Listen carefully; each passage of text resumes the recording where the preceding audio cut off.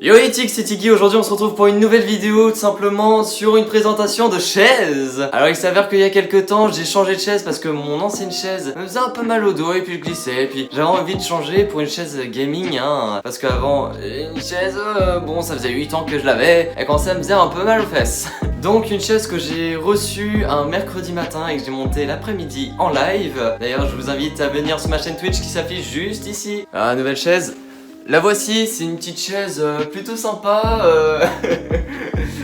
Cette chaise tout à fait confortable. Et puis on peut même s'allonger dedans et tout, franchement c'est parfait.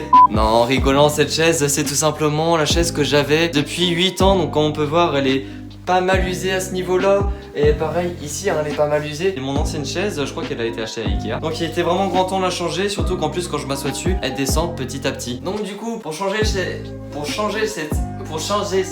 ouais, c'est compliqué à dire hein. Donc du coup j'ai commandé une nouvelle chaise, la GC1 de Blitzwolf. La voici.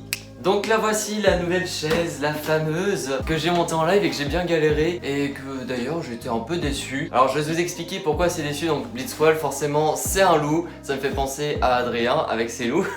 Donc une chaise gaming qui est plutôt pas mal bien pour le confort. Bon ça vaut pas les Secret Lab ou les DX Racer, mais elle est plutôt pas mal. Donc comme sur toutes les chaises gaming, on a un coussin pour le dos ici, un coussin ici pour la tête. Et j'ai une position extrêmement bizarre.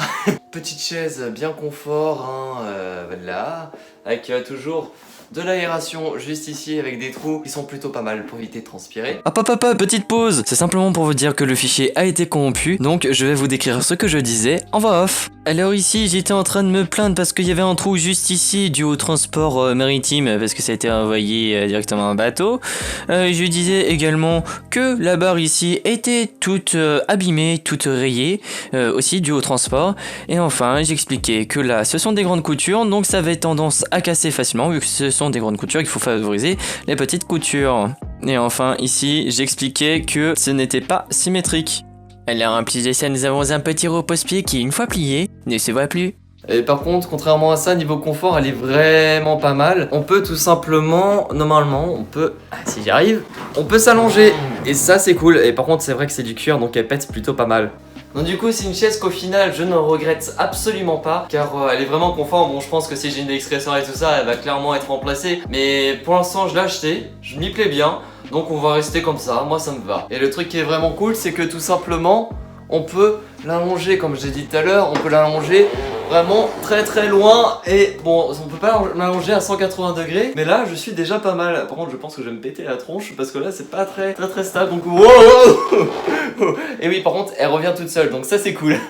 Aussi ce qui est pas mal, c'est que sur les chaises de bureau normales, on est là, on est comme ça, puis on est...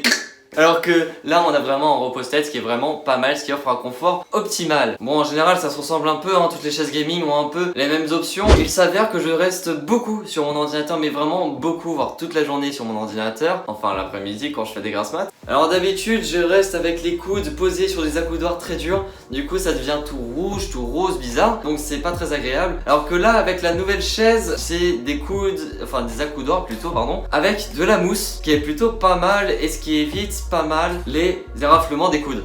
Donc pour l'instant, à voir comment ça tient avec le temps, parce que ce qui me fait peur, c'est le trou que je vous ai montré tout à l'heure. Et également les grandes coutures, parce que les grandes coutures, je rappelle que c'est quelque chose qui est fragile et qu'il vaut mieux préférer les petites coutures, les coutures à point qui sont serrées là, alors que là c'est les grandes coutures. Donc on verra bien, il y a déjà 2 fils qui sont enlevés. Ça n'a pas dérangé pour l'instant, ça se voit un peu, mais c'est pas grave. Et ce qui est bien, c'est vraiment qu'elle se déplace super facilement, contrario à mon ancienne chaise, qui dès qu'on essaie de se déplacer, ça galère, il faut forcer vraiment beaucoup. Alors j'ai vu des reviews par rapport à cette chaise là, parce que je m'étais renseigné, et certaines reviews disent qu'il faut vraiment pousser sur les accoudoirs histoire que le dossier revienne. Moi personnellement ce n'est pas du tout mon cas, elle revient toute seule et ça c'est plutôt agréable. Donc à voir comment elle vieillit avec le temps, mais cependant je me plais bien, donc c'est le principal. Donc n'hésitez pas à me donner vos avis dans les commentaires juste en dessous de la vidéo par rapport à cette chaise pour voir si c'est de votre goût ou non. J'avoue qu'en logo j'aurais plutôt préféré un tigre que ce petit loup.